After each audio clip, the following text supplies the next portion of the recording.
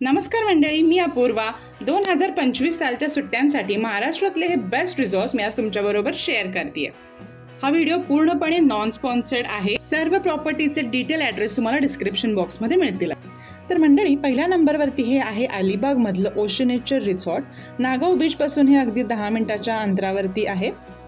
भरपूर ग्रीनरी असलेली अशी ही प्रॉपर्टी आहे. वेगवेगळ्या प्रकारचे इथे रूम टाईप्स आहेत, भरपूर फुलं झाडं लावलीत.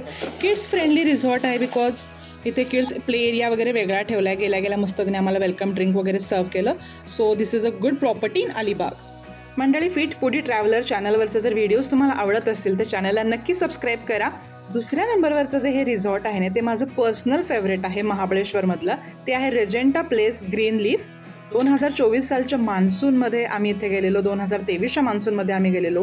आणि ट्रस्ट मी, या प्रॉपर्टीचं सौंदर्य मान्सून महिन्यात काही वेगळंच खुलून दिसतं. आतमध्ये मस्त वॉटरफॉल आहे प्रॉपर्टीच्या आतमध्ये, त्यामुळे खूप कमाल वाटतं इथले ते फिरायला सुद्धा.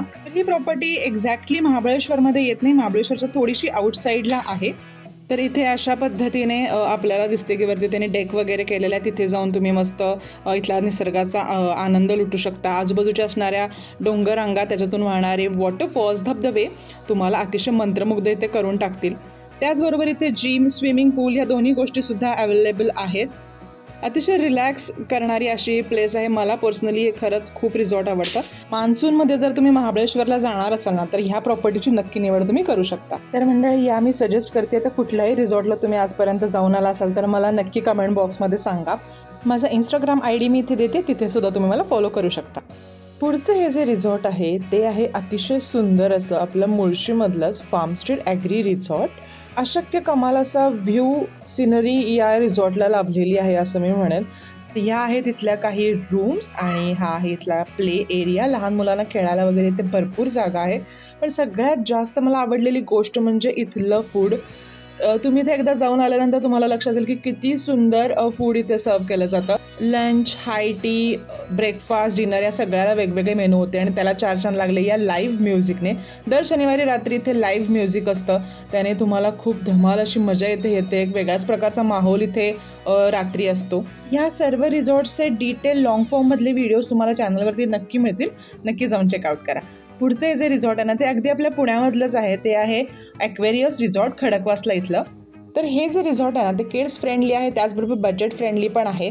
पण तेवढंच नाही तर खडकवासला धरणापासून बरोबर 4 किलोमीटर अंतरावरती आणि सिंहगडपासून साधारण 12 किलोमीटर अंतरावरती हे रिसॉर्ट आहे. पण सगळ्यात भारी इथली गोष्ट माहिती आहे का तुम्हाला? तर खडकवासला धरणाचं जे बॅकवॉटर्स आहे ते तुम्ही इथून एन्जॉय करू शकता. संध्याकाळची अशी कमाल माहोल असतो इथे. वाईब्स खूप भारी असतात. Not only for the stay but तुम्हाला जर इथे डायनिंगसुद्धा करायचं असेल ना इव्हिनिंगला, तरी पण इथे खूप मजा येते. जर तुम्ही इथे जाऊन आला असाल तर मला कमेंट बॉक्समध्ये नक्की सांगा. चला तर मंडळी, आता थोडे कोकणातले रिसॉर्ट्स माझे कुठले फेवरेट आहेत आणि बेस्ट आहेत ते तुम्हाला मी सांगते. 5 नंबरवरती आहे शेखाडी इथलं सी व्ह्यू बीच रिसॉर्ट. श्रीवर्धनपासून साधारण 7 किलोमीटर अंतरावरती शेखाडी असं सुंदरसं गाव आहे. तिथेच पेबल्स बीच नावाचा बीच आहे. तर त्या बीचला लागूनच हे सी व्ह्यू बीच रिसॉर्ट जे आहे ते रिसॉर्ट आहे. इथलं फूड सर्विस तुम्हाला खरंच खूप खूप आवडेल. ह्याचासुद्धा डिटेल ॲड्रेस मी डिस्क्रिप्शन बॉक्समध्ये दिलेला आहे. ह्याच्यावरती पण डिटेल रिव्ह्यू जो आहे तो आपल्या चॅनलवरती. ह्या रिसॉर्टची खासियत म्हणजे इथला व्ह्यू. तर ॲक्च्युली नावाप्रमाणेच सी व्ह्यू बीच रिसॉर्ट, नावाप्रमाणेच बीच फ्रंट असं हे आहे रिसॉर्ट. आणि रूममधून या रिसॉर्टमधून असा स्पेक्टॅक्युलर समुद्राचा व्ह्यू आपल्याला सतत दिसत असतो. त्याच्यामुळे काय याची मजा जी आहे ना, ती वेगळीच आहे, अनोखीच आहे आणि अनुभवायलाच पाहिजे अशी आहे. आम्ही ज्या वेळेला गेलो होतो त्यावेळेला साधारण दुपार होती आणि मी जिथे आत्ता उभी आहे तिथून आम्हाला मस्तपैकी डॉल्फिन पण स्पॉट झाले होते. खूप शांत एकदम सिरीन अशी प्लेस आहे. सो हे आहे रूम टूअर डिटेल व्हिडिओमध्ये आहे. तर रूममधून असा हा व्ह्यू दिसतोय, खूप कमाल. संध्याकाळी मस्त आरामशीर तुम्ही इथे जाऊन चहा पिऊ शकता, मस्त एक समुद्रावरती वॉक घेऊ शकता, छान मुलांबरोबर इथे खेळू शकता. बट थोडासा खडकाळ बीच आहे, त्याच्यामुळे we have to be careful. आम्ही इथे खूप मस्त प्रकारे सनसेट एन्जॉय केला, धमाल मजा आली. तर ह्या बीचला यायला रिसॉर्टमधूनच एंट्री आहे. As good as private beach आपण म्हणू शकतो इथे ह्याला. द ओनली थिंग इज थोडासा मला असं वाटलं की हा खोल आहे इथला जो बीच आहे तो, त्याच्यामुळे फार आत वगैरे जाण्यात इथे काही पॉईंट नव्हता. सो या, दॅट्स ऑल फॉर द शेखाडी. आता ना थोडंसं जे ज्यांना कॅम्पिंगमध्ये खूप इंटरेस्ट आहे त्यांच्यासाठी काय ऑप्शन्स आहेत ते आपण बघूया. तर ही आहे dream catchers camping Pavna. Pavna लेकचा अतिशय सुंदर व्ह्यू इथला हा प्लस पॉईंट आहे असं मी म्हणेन. त्याचबरोबर इथे सुंदर कॅफे आहे ज्याचं नाव आहे कॅफे बंबिनी. याचा डिटेल व्हिडिओ तुम्हाला चॅनलवरती मिळेल. कपल्स, फॅमिली, फ्रेंड्स यासाठी अगदी कमाल परफेक्ट अशी ही जागा आहे. त्याचबरोबर इथे काही ग्लास केबिन्स पण आहेत आणि संध्याकाळी हा असा खूप सुंदर व्ह्यू इथून दिसतो. तुम्हाला जर इथे स्टेसाठी जायचं नसेल तर तुम्ही इथे डायनिंगसाठी पण जाऊ शकते.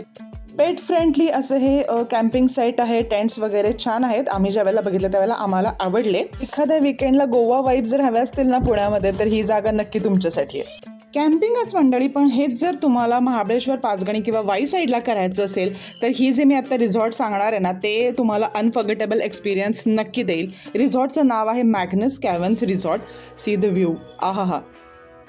पण मंडळी इथे फक्त कॅम्पिंगच नाही तर इथे विलाज पण आहेत, इथे स्वीट्स पण आहेत. सो तुम्ही ते पण एकदम लक्झरियस स्टे पण इथे करू शकता. ह्या स्टेकेशनचा पण डिटेल ब्लॉग मी केलेला आहे, त्याची लिंक तुम्हाला डिस्क्रिप्शन बॉक्समध्ये मिळेल. त्याच्याबरोबर या रिझॉर्टचा ॲड्रेसही तुम्हाला डिस्क्रिप्शन बॉक्समध्ये मिळेल. रिझॉर्ट तर हे सुंदर आहेच, पण इथलं फूडही खूप उत्तम आहे. आणि हा बघा धोम धरणाचा व्ह्यू जो की मॅग्नस कॅव्हन्समधून दिसतो. एखाद्या मस्त फॉरेन टूरचा अनुभव जर तुम्हाला भारतातच घ्यायचा असेल तर ही जागा नक्की तुमच्यासाठी आहे.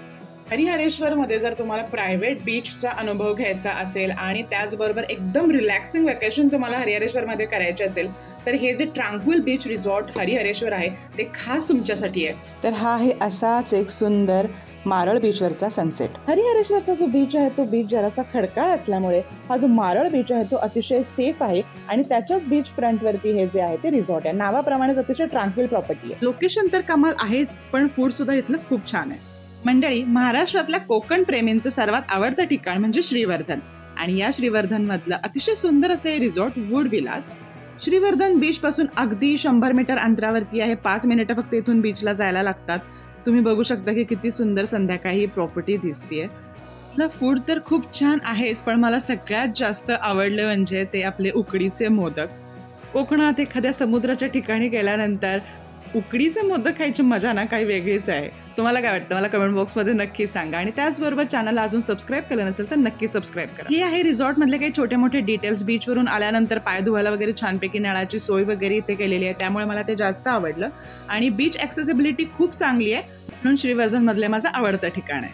तर मंडळी, सगळ्यात माझं फेवरेट रिझॉर्ट आहे ते मी शेवटी खास राखून ठेवलेलं, ते आहे रेडस्टोन रिझॉर्ट वाई. रिझॉर्टचं लोकेशन, इथलं फूड, कमाल सर्व्हिस, हे सगळं बघून मन अगदी तृप्त झालं. पुन्हा पुन्हा इथे जावंसं नक्की वाटतं. सगळ्यात भारी इथला जो एक्सपिरियन्स होता ना तो मी तुम्हाला डिटेल ब्लॉगमध्ये शेअर करेन. ही आहेत माझे 10 most favourite recommendations for resorts. मंडळी, व्हिडिओ आवडला असेल तर चॅनलला नक्की सबस्क्राईब करा, लाईक करा आणि तुमच्या मित्रमैत्रिणींवर शेअर करा. धन्यवाद.